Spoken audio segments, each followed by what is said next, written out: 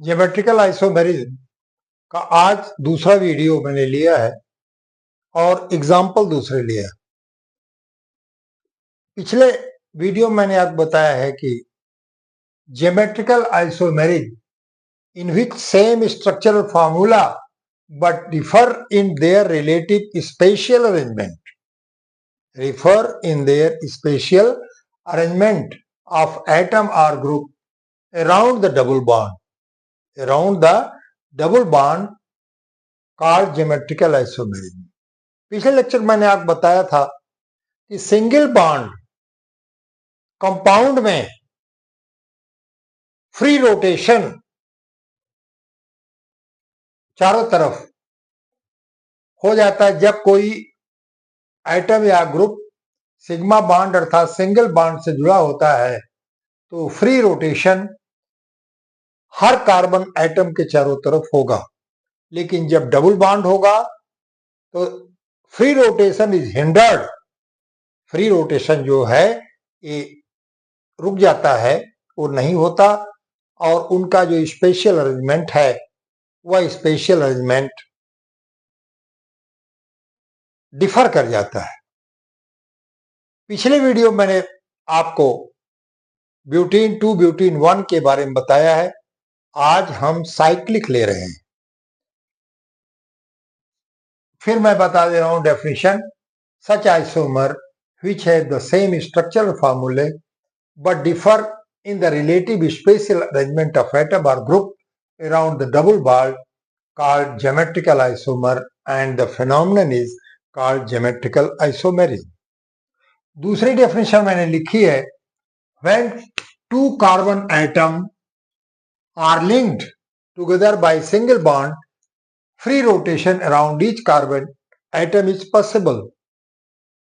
मैंने बताया है कि जब दो कार्बन एटम आपस में सिंगल बॉन्ड अर्थात सिग्मा बॉन्ड से जुड़े होते हैं तो फ्री रोटेशन जो है ये पॉसिबल है।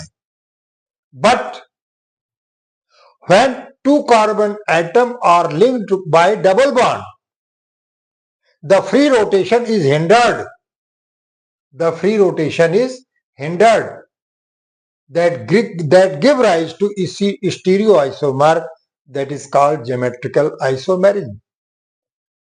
बताया है मैंने कि ज्योमेट्रिकल आइसोमेरिज्म को सिस और ट्रांस आइसोमेरिज्म कहते हैं। जब same group on one side that will be cis form or on the same side and when the same group across वो अपोजिट में होगा तब आप कहेंगे कि वो ट्रांसफॉर्म है, दैट इज अक्रॉस। आज मैंने साइक्लिक लिया है।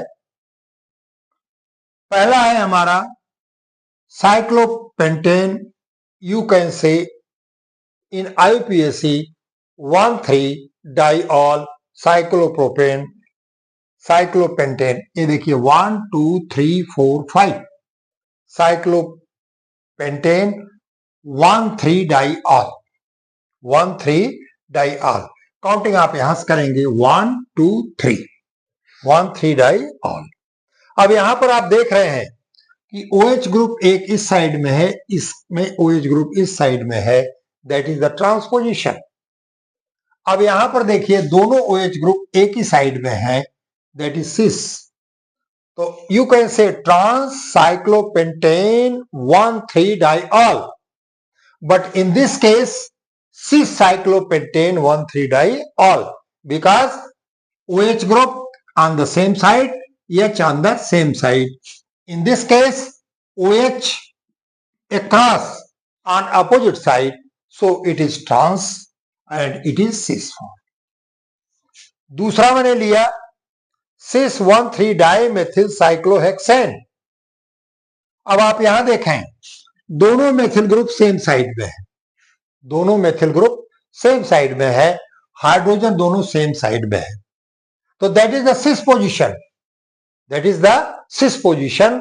और यहां पर देखिए CH3 इस साइड में है और ये CH3 इस साइड में क्रॉस है, that is the transposition on opposite side, on opposite. लेकिन ये साइड बदलने से उसकी प्रॉपर्टीज बदल जाती है। साइड बदलने से उसकी प्रॉपर्टी जो है ये बदल जाती है।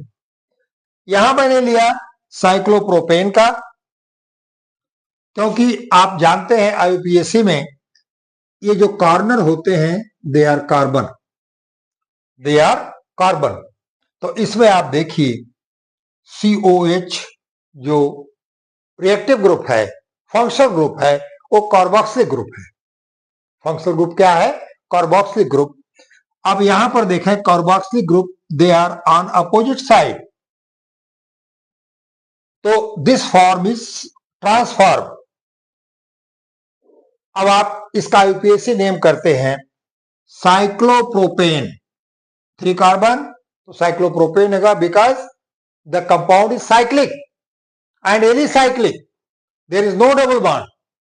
तो साइक्लोप्रोपेन 1,2-डाइकार्बोक्सिलिक acid, that is the cis form, and that is the trans form, and in this case COH on the same side, so cis cyclopropane 1,2-डाइकार्बोक्सिलिक एसिड। इस तरह से पिछले वीडियो में ज्योमेट्रिकल आइसोमेरिज्म के वीडियो नंबर 10 में हमने आपको ये बताया था कि किस तरह से उसमें सेम साइड और अपोजिट साइड में होगा, वहां डबल बॉन्ड होगा, लेकिन जब आपने साइक्लिक कंपाउंड लिया there is no double bond, but in this case cis and trans form आपने तीनों एग्जांपल में देखा, ट्रांस साइक्लोपेंटेन 1,3-डाइआर, सिस साइक्लोपेंटेन 1,3-डाइआर, सिस 1,2-डाइमेथिल cyclohexane, trans 1,3-dimethyl cyclohexane. In this case, there are 2 carboxylic group and that is the across position, that is opposite position. So it is called trans cyclopropane 1,2-dicarboxylic acid. But in this case, both COH on the same side. So cis cyclopropane 1,2-dicarboxylic acid. इस तरह से ये मैंने किया। Geometrical isomerism का एक video और लूंगा और उसमें टोटल ज्योमेट्रिकल आइसोमेरिज्म आ जाएगा। इसके बाद मैं RS कॉन्फ़िगरेशन, EZ कॉन्फ़िगरेशन आप लेंगे और आपको उसको डिस्कस करेंगे। अभी नीट का पेपर आया, नीट के पेपर में केमिस्ट्री देखा गया तो लोग कहते हैं हार्ड है, हार्ड तो नहीं था। एनसीईआरटी का 9, 10, 11, 12 का अगर पूरा का पूरा आपको कॉन्सेप्ट क्लियर हो जाए, लेकिन कॉन्सेप्ट क्लियर का होना जरूरी है, डिटेल होना जरूरी है, डिटेल होना जरूरी है, क्योंकि जब तक डिटेल नॉलेज होगा नहीं होगा तब तक यू कैन नॉट क्वालिफाई। हम कुछ ही समय में अपना लाइव चलाएंगे और उस लाइव में हम बच्चों से रूबरू होकर के उनको पढ़ाएंगे और हमारी टीचिंग जो है एक कंटिन्यूअस चैप्टर वाइज है। आज मैं ज्योमेट्रिकल आइसोमेरिज्म का दूसरा वीडियो यहीं पर समाप्त करता हूं। बहुत बहुत धन्यवाद।